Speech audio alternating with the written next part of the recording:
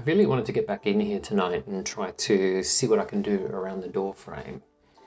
So the problem is I need to rip off some masking tape, and it's going to take off the edge of the clay. I've done plenty of other of these edges, for example, around all the windows and some of the other doors upstairs. But with those, I never put any masking tape. I just kind of thought, nah, it'll be okay. Let's just try. And I thought, because there was new door frames, I thought, okay, I don't want to mess up the new door frames. I better mask them up and protect them. But I think I've now made this a lot harder than it needed to be.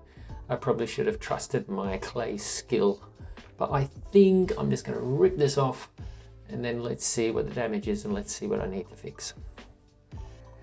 The clay's dry. The masking tape is also dry. Let's see. Is it going to come off? Oh, look at that.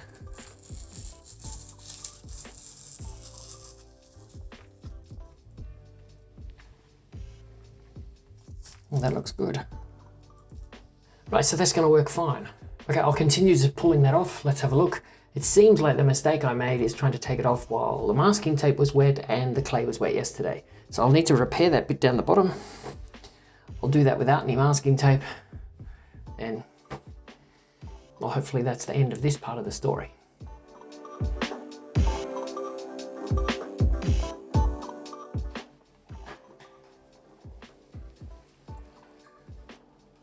This came up really well. I did a couple of spots where I just needed a touch up. They'll dry, very neat. So all I needed to do was just be patient and wait.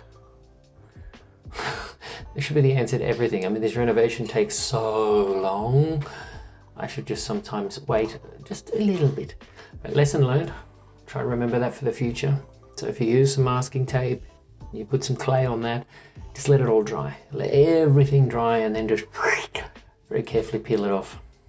A little bit of touch up here and there and the job is then done.